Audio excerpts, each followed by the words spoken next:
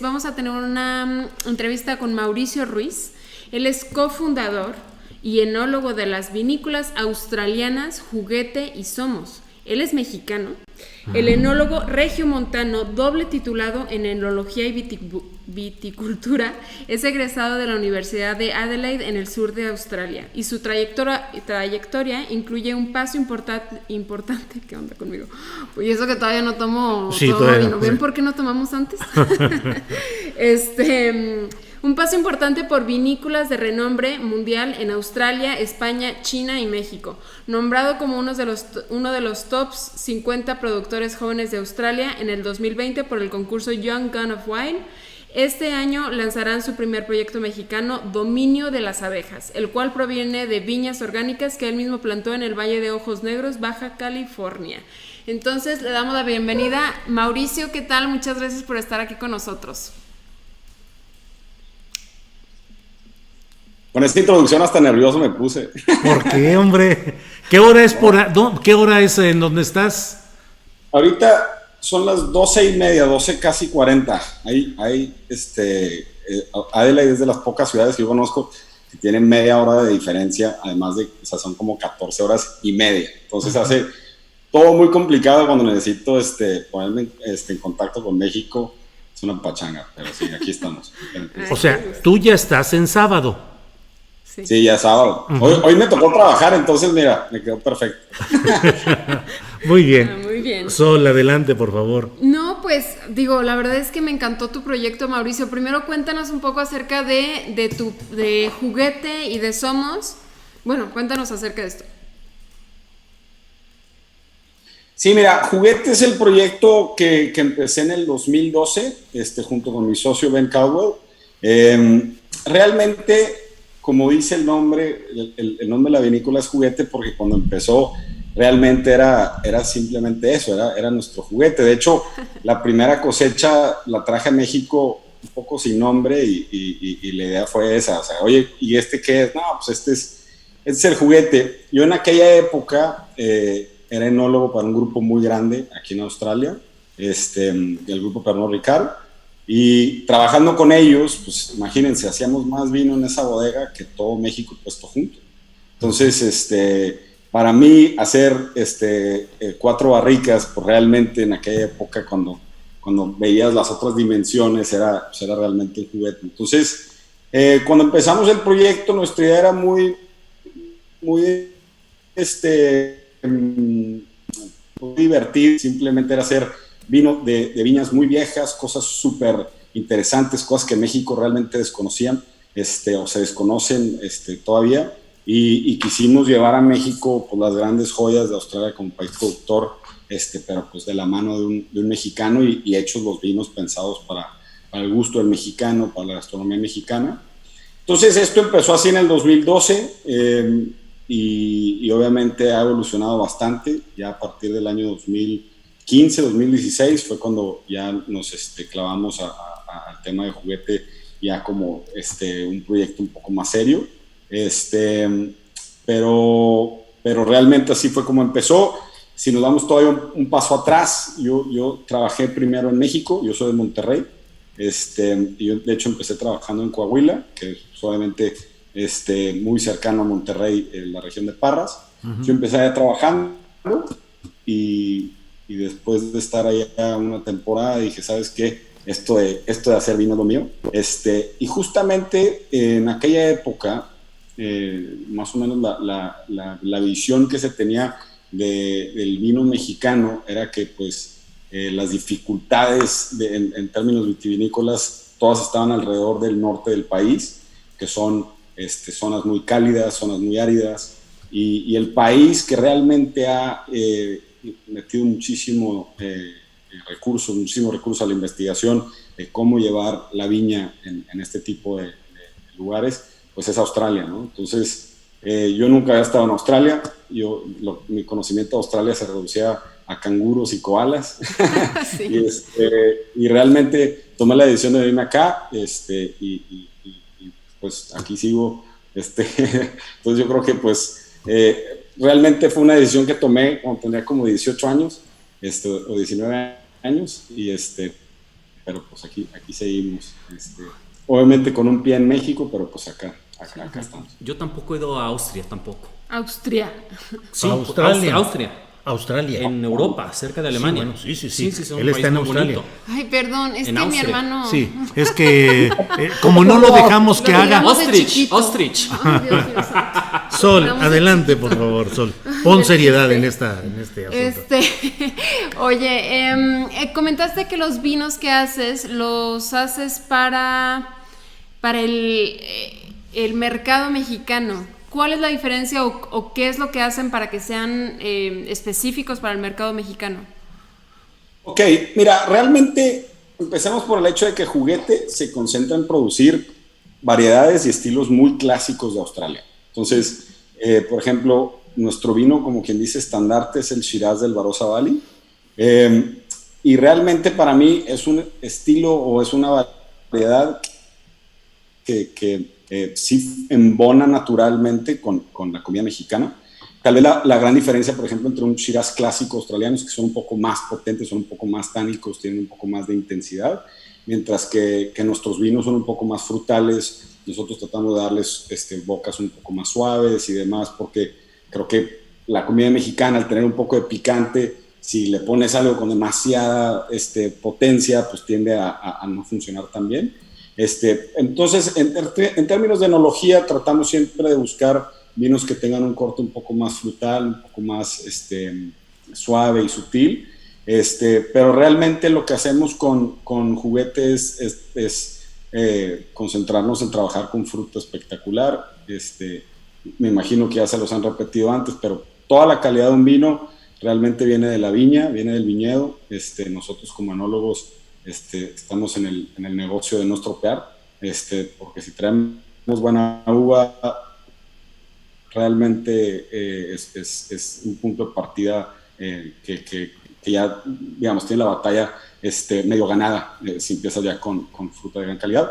Entonces, realmente esa ha sido la idea con Juguete, grandes clásicos de Australia, pero obviamente ya un poco estilizados ya al gusto de México.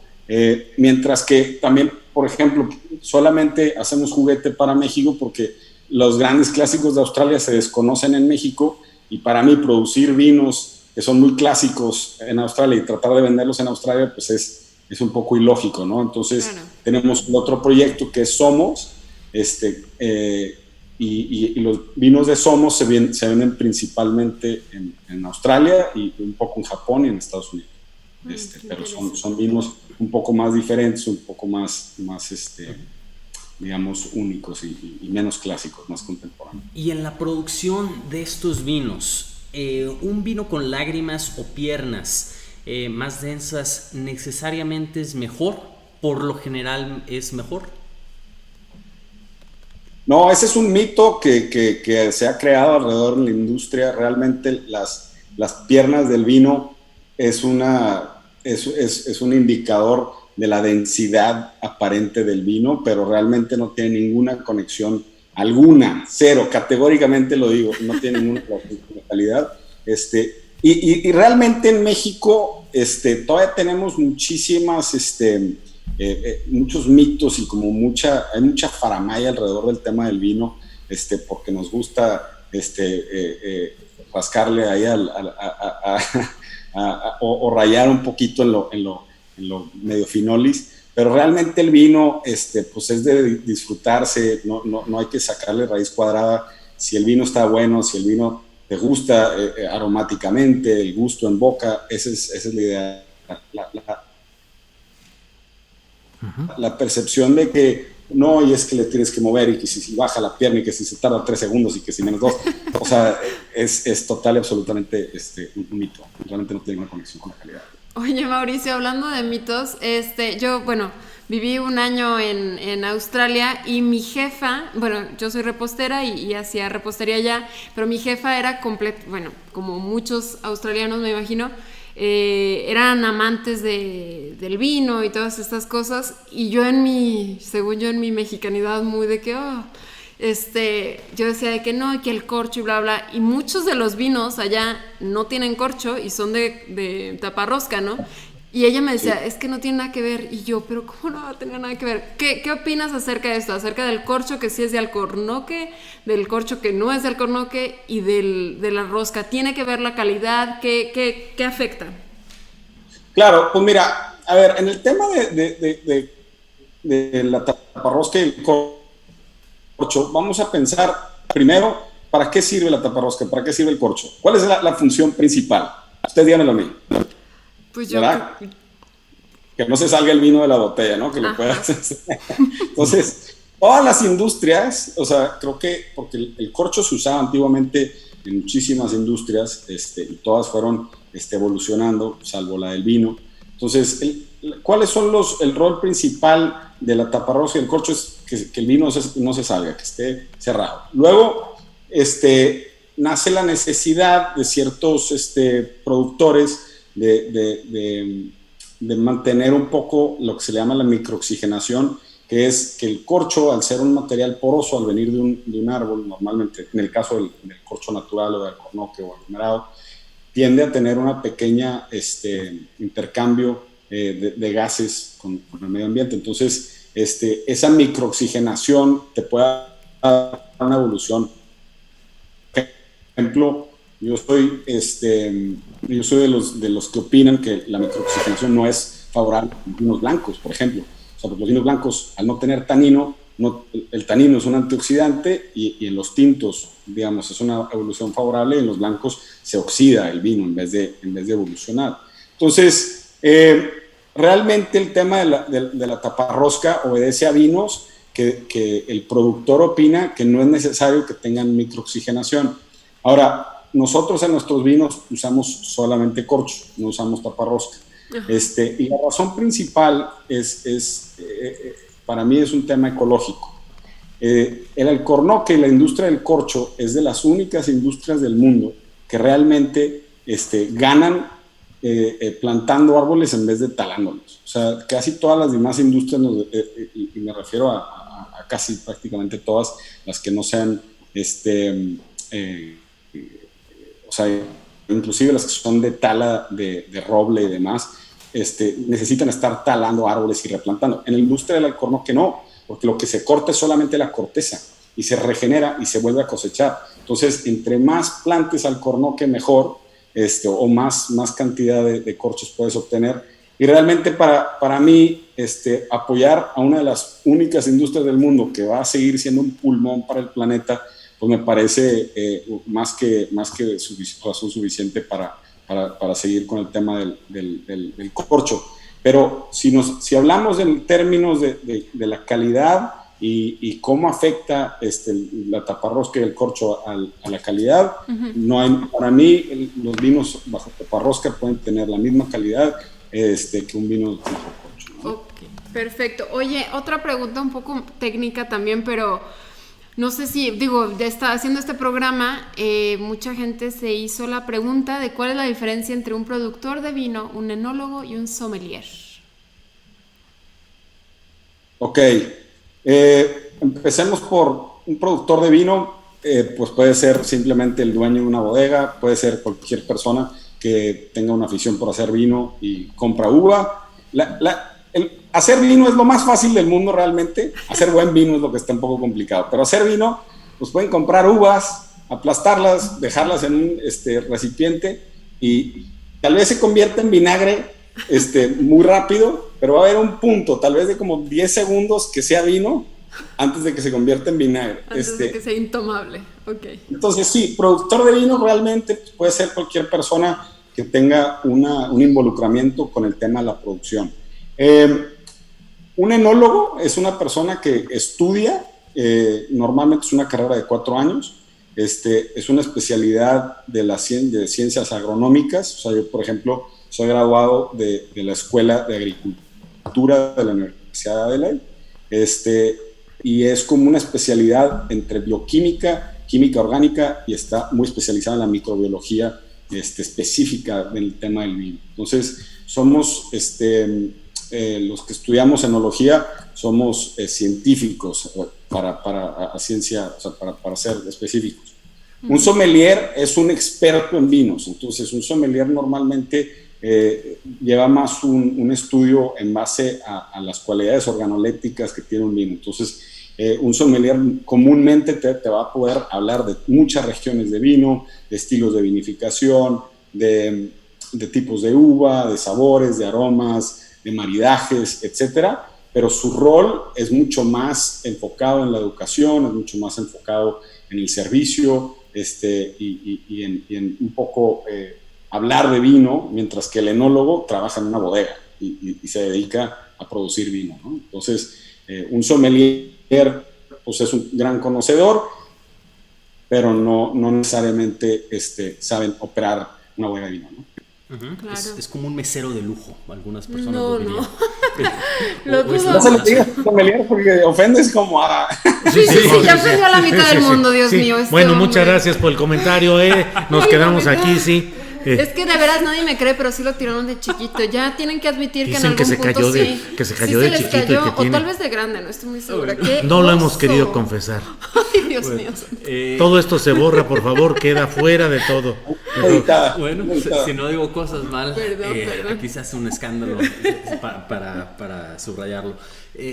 ¿Cuáles son las características que se pudieran tener entre Australia per se?